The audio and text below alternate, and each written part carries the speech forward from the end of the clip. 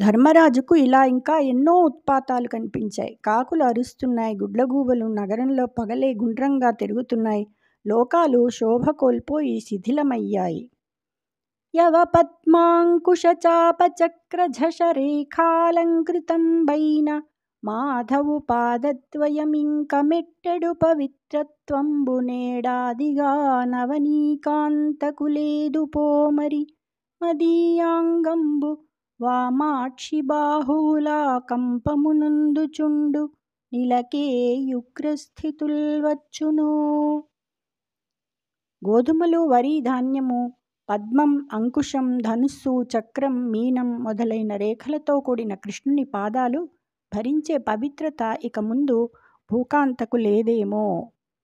నా శరీరము వణుకుతోంది. నా ఎడమ కన్ను, ఎడమ భుజాలు కంపిస్తున్నాయి.